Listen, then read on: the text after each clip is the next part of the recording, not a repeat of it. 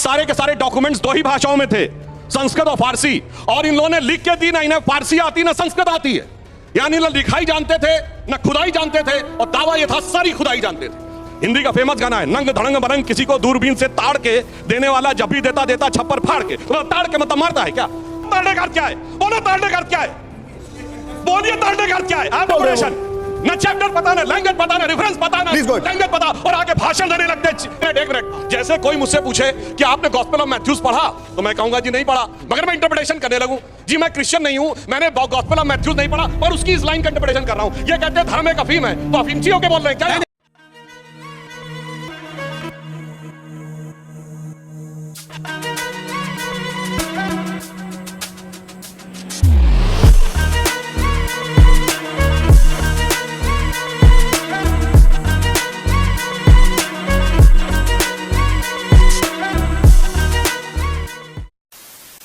नमस्कार दोस्तों, स्वागत है आप सभी का। आप देख रहे हैं खबरी शो। दोस्तों, आज की वीडियो में हम देखने वाले हैं कैसे सुधांशु त्रिवेदी ने डिबेट में हिंदू ग्रंथों पे अनाप शनाप ज्ञान फैल रहे दो लिब्रांडों की सुताई की है। दोस्तों, वीडियो बहुत मजेदार होने वाली है, आपसे अनुरोध अंत तक जरूर देखना।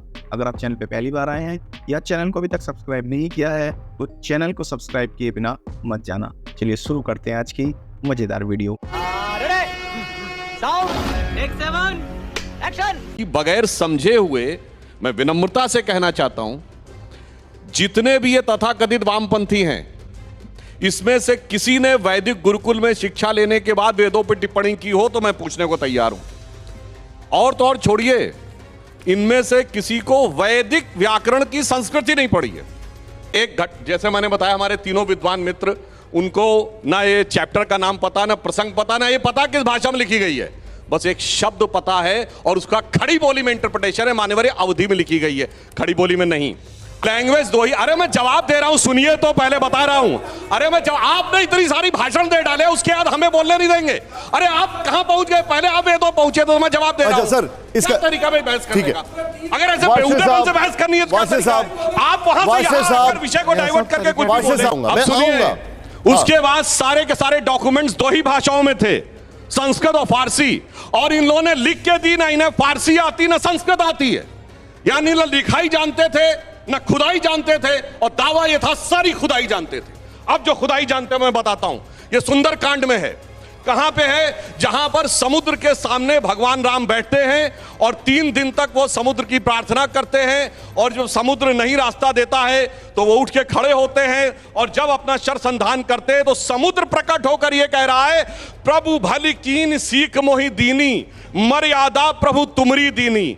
हे प्रभु, आप ही ने यह मर्यादा दी है, समुद्र किसी के लिए रास्ता नहीं छोड़ता। हमारे ही धर्मग्रंथ में रास्ता नहीं छोड़ता, दूसरे धर्मग्रंथों में छोड़ दिया था समुद्र ने रास्ता, सिर्फ हमारे यहां नहीं छोड़ता। तो वो क्या कहेगा कि मेरे को मारो, वो कहेगा मेरे को मारो, जाके जब प्रकट होगा वो कहेगा नहीं, हमारे को गौर से देखिए मेरी बात को कि मैंने रास्ता नहीं छोड़ता। अन्यथा मैं आपको कहना चाहता हूं, बड़ा हिंदी में खड़ी बोली में सामान्य वर्ड है, अरे कुछ नहीं करता है, आने जाने वाले लोगों को ताड़ता रहता है, मतलब पीटता है। हिंदी का फेमस गाना है, नंग धड़ंग बरंग किसी को दूरबीन से ताड़ के देने वाला जब भी देता देता छप्पर फाड़ के। तो ताड़ के मतलब मारता है क्या? मतलब भाषा नहीं पता, अवधि भाषा में ताड़ने का अर्थ है गौर से देखना। अरे भाई क्या इंटरप्रिटेशन, ना चैप्टर पता ना लैंग्वेज पता ना रेफरेंस पता ना लैंग्वेज पता, और आगे भाषण देने लगते हैं। रेफरेंस की बात करो। मैं इसके बाद प्रोफेसर का आचरण है। मैं डॉक्टर साहब के पास आऊंगा, मेरे साथ एक और डॉक्टर साहब है जेएनयू के, उनके पास। प्रोफेसर साहब, आप इस समय प्रोफेसर की तरह नहीं, एक उद्दंड छात्र की तरह आचरण कर रहे हैं। विनम्रता से कहता हूं, आपको चैप्टर नहीं पता, आपको रेफरेंस नहीं पता, आपको लैंग्वेज नहीं पता, और उसके बाद आप चीख कर डिस्टर्बेंस कर रहे हैं। सुधांशु जी, इसको बता दीजिए। तो मैं पूछ रहा हूं ना, बताओ भाई, नंग धड़ंग बरंग किसी को दूरबीन से ताड़ के देने वाला जब भी देता देता छप्पर फाड़ के। बोलो ताड़ने का अर्थ क्या है? बोलो ताड़ने का अर्थ क्या है? बोलिए ताड़ने का अर्थ क्या है? अब कॉन्टेक्स्ट आ गया, अब कॉन्टेक्स्ट आ गया। हाँ, तो वही मैं कह रहा हूं। आप एक मिनट सुन लीजिए सर, उनको सुन लीजिए। वाशे साहब एक मिनट सुन लीजिए, और उसके बाद में प्रोफेसर साहब, आप जेएनयू से जो मैं आपके पास आऊंगा। सेकंड थिंग, जो इनको शूद्र शब्द पे आपत्ति है ना, शूद्र was neither a bad word not it is in the present context. Doctor Ambedkar ने किताब लिखी है हु वर शूद्रास, उसके चैप्टर नंबर 1 में सुनिए, चैप्टर नंबर 1 में पैराग्राफ 3 में देखिए, वो साफ साफ कहते हैं there is no connection of present day scheduled caste with the Vedic age Shudras. ये डॉक्टर अंबेडकर ने लिखा है। यानी ना शूद्र से कनेक्शन है, ना ताड़ने से कनेक्शन है, ना लैंग्वेज पता है, ना रेफरेंस पता है, ना चैप्टर पता है, मगर उसके बाद भाषण देश में जातिवाद फिर नहीं। लेकिन एक मिनट सर, अब इसमें ढोल गवार शूद्र पशु नारी, अब आप ये कह रहे हैं कि शूद्र शब्द का कोई कनेक्शन नहीं है। आप जो जिस तरीके से उसको इंटरप्रिटेशन करते हैं, ये खुद डॉक्टर अंबेडकर साहब ने कहा है। डॉक्टर अंबेडकर की किताब हू और शूद्राज में उन्होंने कहा है आज के शेड्यूल कास्ट का वैदिक एज के शूद्र से कोई कनेक्शन नहीं। सेकंड थिंग, शूद्र वर्ड उस जमाने में बुरा कोई खराब वर्ड नहीं था, जैसे आज एम्प्लॉय। एक सेंटेंस और बोलता हूं, इसका रेफरेंस पॉइंट पूरा समझा दीजिए। अभी बोल रहा हूं, सुनिए। गांधी जी के जमाने में हरिजन वर्ड का क्या मीनिंग था? आज एक मिनट पूरी एक मिनट अब मैं बताता हूं। बाकायदा हरिजन कल्याण विभाग भी नाम हुआ करता था, ठीक। अब इसी रामचरितमानस की चौपाई कोट करता हूं। जब हनुमान जी सीता माता के सामने जाते, सीता जी क्या कहती? हरिजन जान प्रीत यति गाढ़ी, सजल नयन पुलकावली बाढ़ी। इसका मतलब उनको हरिजन कह दिया। इसका मतलब आज के हिसाब से आप शेड्यूल कास्ट कहेंगे। मेरे भाई 500 साल पहले कौन सी भाषा थी, कौन सा वर्ड था, किस रेफरेंस कॉन्टेक्स्ट में देखो, अपने मन से जो मन आएगा इंटरप्रिटेशन करेंगे बगैर पढ़े लिखे।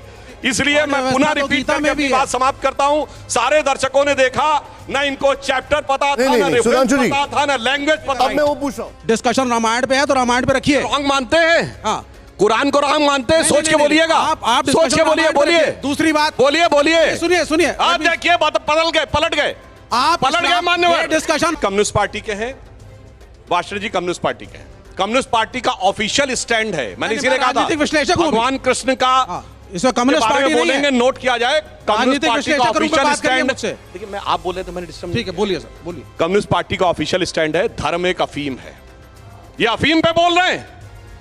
पूछिए, कम्युनिस्ट पार्टी के रूल में है कि कोई मंदिर में नहीं जा सकता, पूजा नहीं कर सकता। और मैं एग्जांपल के साथ बोलता हूं, 2007 ये गलत कह रहे हैं। बंगाल की गवर्नमेंट, ये गलत कह रहे हैं। आप बोल रहे तो मैंने डिस्टर्ब नहीं किया मान्यवर। आप गलत कह रहे हैं। आपको कम्युनिस्ट सिद्धांत क्लियर नहीं है।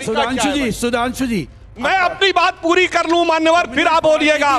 अरे भाई मैं पूरी तो वाशे साहब, क्या तरीका है बहस करने का? वो बोल रहे थे, सीख रहे हैं, वो बोल रहे हैं, वहां वो चुप थे। एक मिनट सर, आपने कम्युनिस्ट, मैंने झूठ नहीं बोला, मेरा संकल्प आपने गलत वक्तव्य बोला। आप उनको बोल रहे, जब भी वो बोल रहे हैं आप बीच में आ रहे हैं। सुनिए, 2008 में वेस्ट बंगाल की गवर्नमेंट के ट्रांसपोर्ट मिनिस्टर थे मिस्टर चक्रवर्ती।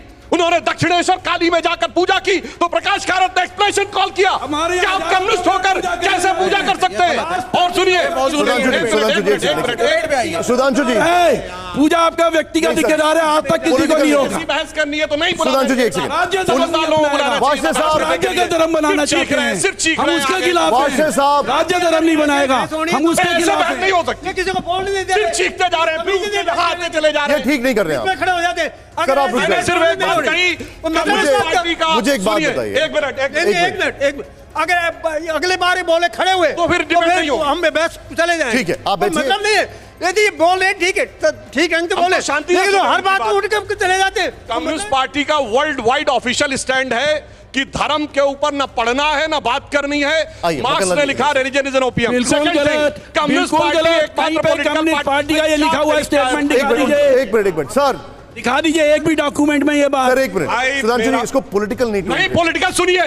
जो पार्टी कहती है कम्युनिस्ट पार्टी ऑफ इंडिया, तो हम भी करेंगे। अपने को इंडियन कम्युनिस्ट पार्टी नहीं कहते। पॉलिटिकल नहीं कर सकते। मैं पॉलिटिकल नहीं कर भाई, उन्होंने जनसंघ को कोट किया। आप बैठिए भाई, जनसंघ को कोट किया। एक मिनट सर रुक जाइए। ये एक लॉजिकल कंक्लूजन पे आ रहे हैं सर, ये पॉलिटिकल नहीं है। सुनिए, आप बैठिए एक मिनट। जैसे मैं सुनिए, एक मिनट, जैसे कोई मुझसे पूछे कि आपने गॉस्पेल ऑफ मैथ्यूस पढ़ा, तो मैं कहूंगा जी नहीं पढ़ा, मगर मैं इंटरप्रिटेशन करने लगूं। जी मैं क्रिश्चियन नहीं हूं, मैंने गॉस्पेल ऑफ मैथ्यूस नहीं पढ़ा, पर उसकी इस लाइन का इंटरप्रिटेशन कर रहा हूं। ये कहते हैं धर्म एक अफीम है, तो अफीमची होके बोल रहे हैं क्या? नहीं, बात अफीम की नहीं है। धर्म को अफीम के रूप में सुनिए सुधांशु जी, सुनिए सुधांशु भाई, सुधांशु जी। अच्छा एक मिनट विवेक, यदि आपको रामचरितमानस की चौपाई पे करना है तो दूसरी चौपाई मैं बदलता हूं।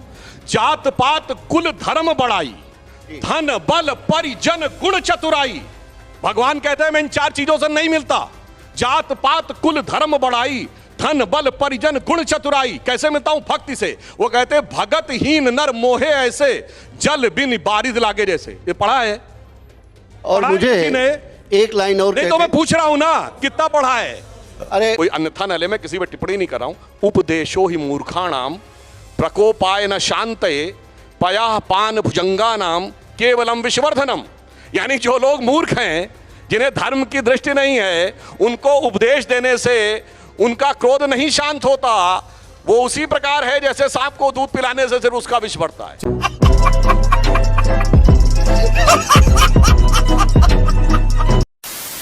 तो दोस्तों अगर आपने वीडियो अंत तक देखी है तो उम्मीद है आपको वीडियो पसंद आई होगी। वीडियो के बारे में आपकी क्या राय है कमेंट्स करके जरूर बताना। वीडियो को अंत तक देखने के लिए आप सभी का बहुत बहुत धन्यवाद। मिलते हैं वो जल्द अगली वीडियो में, तब तक के लिए जय हिंद, वंदे मातरम।